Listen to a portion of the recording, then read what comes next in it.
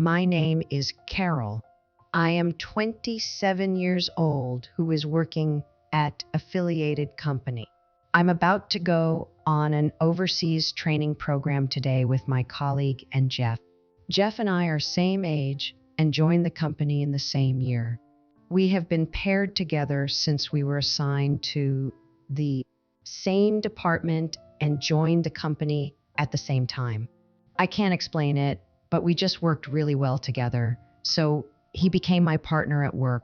Over the years of working together, developed romantic feelings for each and had become partners in private well. We got married 3 years ago, and we have been doing so well in our work and personal lives.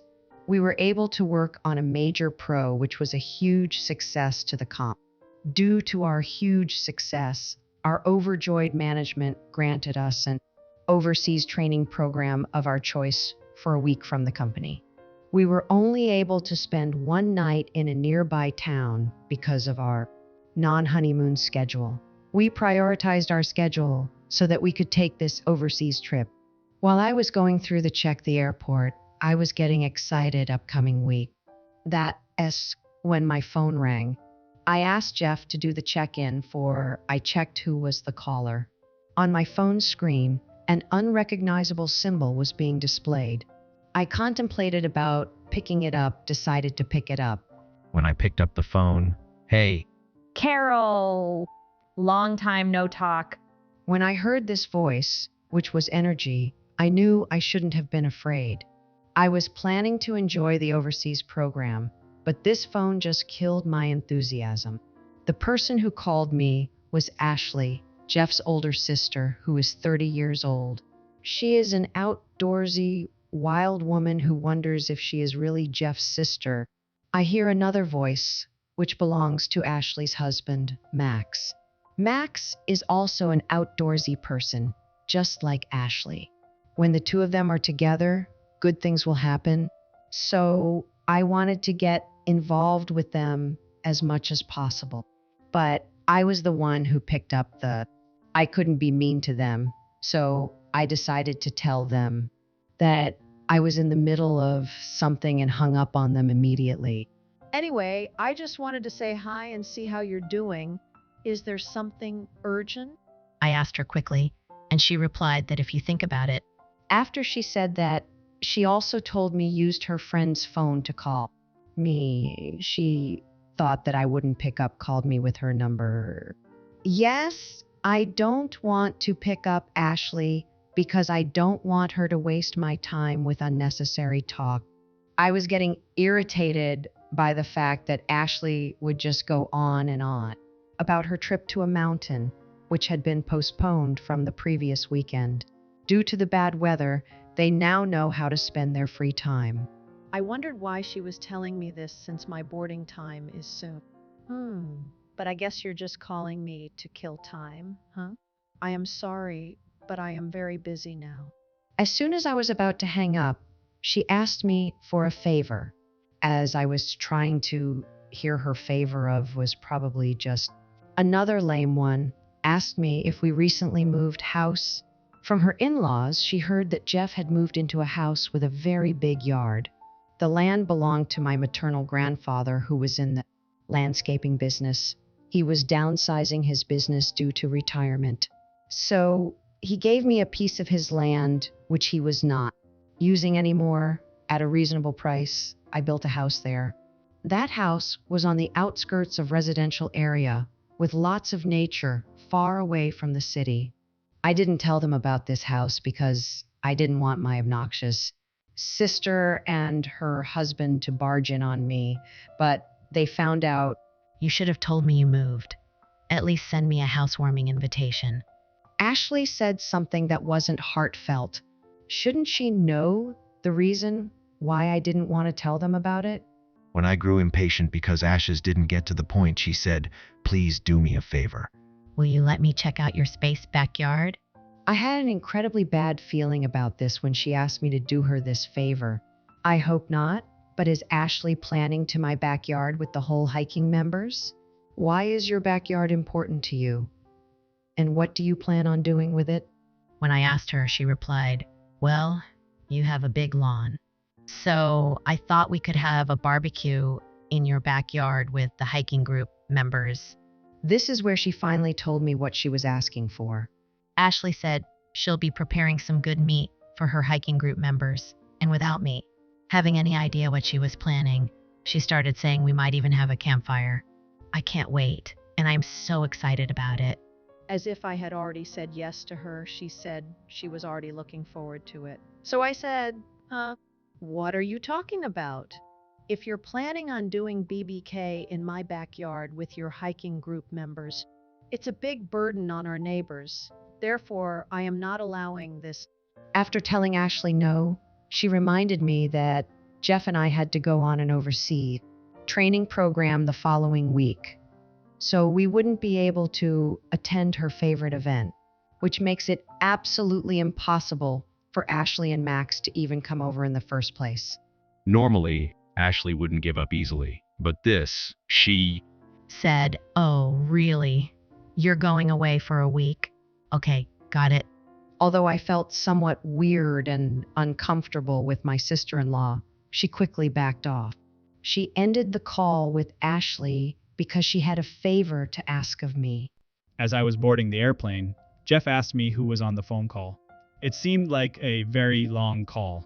Jeff was worried that I was having trouble at work, as my facial expression seemed doubtful. The call was from your sister, Ashley. I told Jeff about the favor I was asking and told him that I had already said no, but he insisted on apologizing for my having to go through it. "You have the right to tell her no. She and Max always causes us trouble." As Jeff said this, he sighed. As experience from the past, we have had a lot of trouble due to our involvement with Ashley and Max. When we bought a new car, they begged us to let them borrow it, so we gave in and let them use it. As soon as they rode on it, they had my car, and they didn't even return it. Since they don't even pay, I ended to replace the car with my own car. When Ashley and Max forced us to go with them, Ashley and Max got into a fight with some other guests at the hotel and made a huge mess, which then resulted in us having to leave early. I still haven't received any of the reimbursement for the things that they destroyed at that time. Because of being with them, we also banned from countless hotels and which we will never be able to go. It has been nothing but a huge burden on my shoulders. Jeff and I decided that we wouldn't accept any invitations from my sister and her husband or get involved with their family. After enjoying the view of clouds from the airplane, we arrived at our destination the next day. The weird and uncomfortable feeling that hung on me when I saw Ashley lingered, but even Ashley didn't come over to the backyard for the hiking group members. I think this feeling lingered because I was too tired from the jet lag, so I decided to relax and enjoy the sightseeing and the training to forget about it. After a short rest at the hotel, we to tour around the hotel, shopped at, and enjoyed the food we ordered at restaurant. That night, after a day of being very active, we were both exhausted, so Jeff and I fell asleep early. I jumped and was woken up because my rang. Good morning. It was my sister-in-law calling again. It's not good morning here. It's at middle of the night here. Don't you remember that I told you going to the overseas training? Is she trying to annoy me by not using my backyard? I knew it. There was no way Ashley would listen to me and back off. Hey there. I forgot. Sorry. Since it's morning here, so it wasn't intentional. Really, she is the type of person who doesn't say sorry or I didn't mean to. All of what she says sounds in and malicious. If Ashley was calling me just to angrily tell me off about something, then I would have to tell her off too. So, are you calling at this hour? I asked bluntly. Car, take a guess.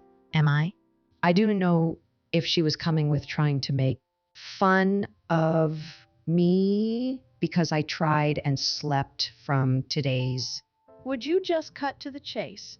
If you're just calling me to bother me, I'm just going to hang up. Unable to hide my anger due to my drowsiness, I raised my voice, saying, "Stop being angry. Sheesh, take it easy." Ashley just kept on talking, and then she surprised me and my sister. It was amazing. I strongly told her no, but she insisted. "I actually arrived at your house now." My sister-in-law just told me that she's coming over to our house for the BBQ. What? While I was at a loss for words, my already showing me that her hiking group had already arrived and entered backyard on their own and were beginning to set up Camp E. I told you no, didn't I?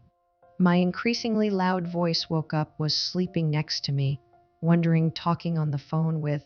When I told Jeff that it was his sis calling again, Jeff took the phone, my hands saying that he will tell her. Edit. Seeing how Jeff was angry with the fee Ashley, I was sure and relieved that sister-in-law would withdraw and go the next day. In the afternoon, I received a call from her saying she had changed her mind and wanted to stay for another night. I wondered what she has done this. Picked up the phone to find her say, "Carol?" Something unexpected happened. When she said that, I thought that only does unexpected things, but what is it? What is the unexpected thing that happened? I wondered how thick she is, because after Jeff was furious and told her, still seems that she hasn't learned lesson of it yet. When I heard Ashley's response, I realized that she was really thick and didn't get our point. "Sorry, I burned it down. With a laugh, she replied, "So what? What did you burn down?" I asked what it was. Then she said trees in the backyard and part of the house.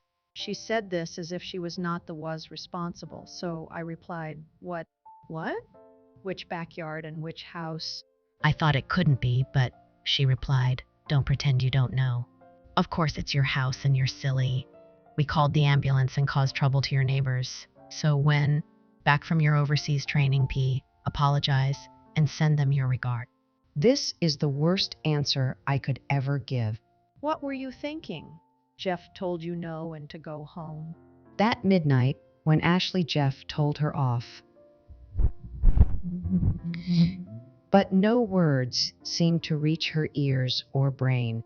After that, she began to talk incessantly, making excuses, and also started to do things that did not make any sense. And I switched to speaker halfway through, asking Jeff, who was standing nearby listening as well. After we hung up the phone, my sister-in-law's husband didn't leave, but instead enjoyed the BP with the unexpected hiking group members. And then they set up their tents and pretended they were actually up in the mountains enjoying that.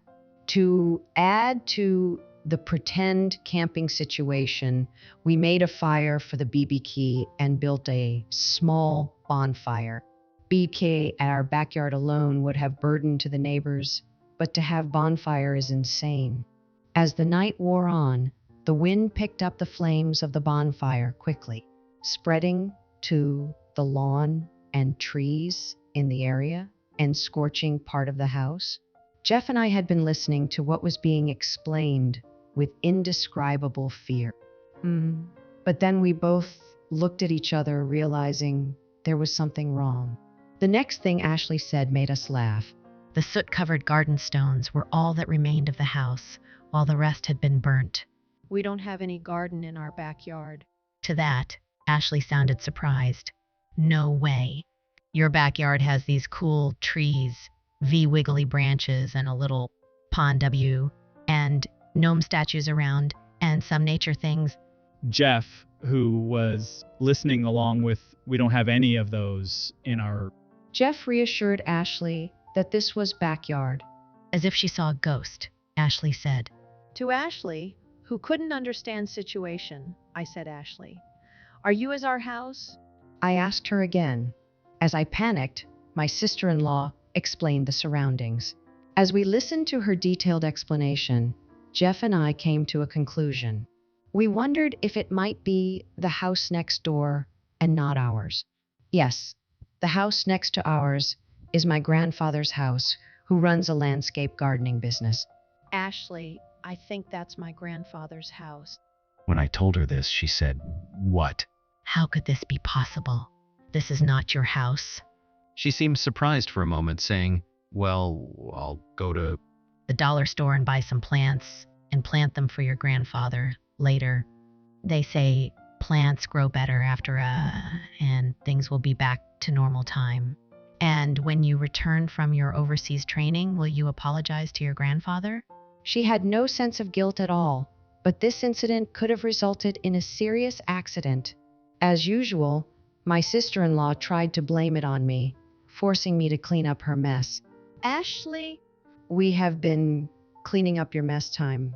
I want to be wiping your ass for once. You should clean up after you mess. To this, Jeff continued, "Hey, I can't believe you would do such a thing. This time, we're not going to clean up your mess, so you better do something about it."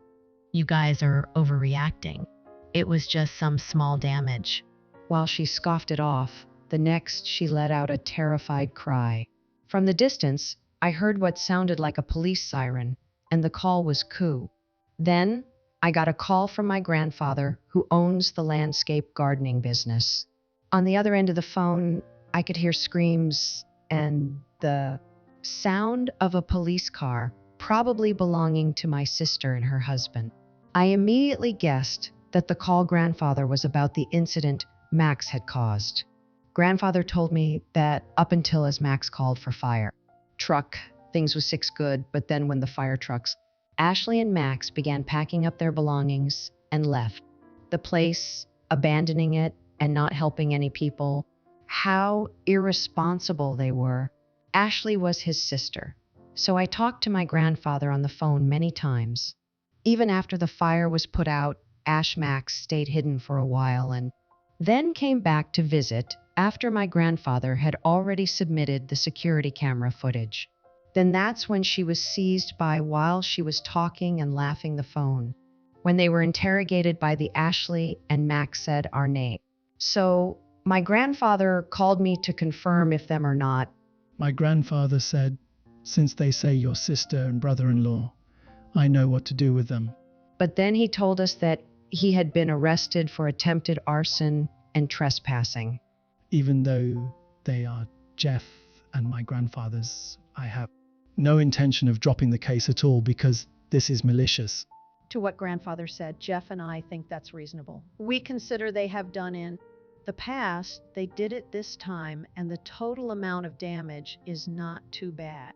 Most of the garden stones and trees, grandfather's garden, were his land's gardening products. Many of the contractors are of historical origins, and the trees and stones that they work with are worth millions of dollars. Some have even been auctioned off. The total value of what was in his alone was several of $1 million. The walls that they burned down were created and painted by skilled craftsmen. The cost of constructing my grand house is definitely not cheap, at around $1 million. Since Ashley and Max didn't listen, they were being reckless and burned down my grandfather's house. He was very upset about it. As Jeff and I returned from the overseas training, Jeff's parents came to visit, wanting to apologize to my grandfather. After hearing about all the trouble Ashley and Max had caused in the past, they were ashamed to call Ashley by her name. "We only have a son," they said. Jeff's parents made a contract with my grandfather that Ashley and Max would pay for all the damages they had caused. My in-laws also told my grandfather that they would help him to sue them, and that my grandfather may do anything he pleases.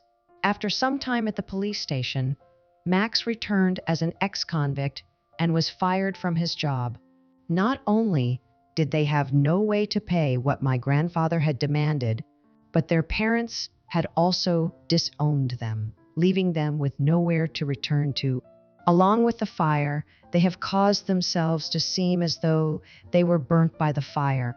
How long had it been since then? I didn't know where they were or what we're doing, but recently a small in the corner of my grandfather's, and there they were, Ashley and Max. As what Jeff's parents told him, my grandfather is doing whatever he wore them. My grandfather deducted from their wages for the damages Ashley and May had caused and made them work as a garden stow without any pay. It seems that my strict, stubborn grandfather was very devoted to instilling proper manners and attitudes in me every day that the scorching sun shone down on us. Since I see them like this, I have been thinking that this is a lesson for me to know that if I take on any responsibility for my actions, then the consequences of those actions will come back to me.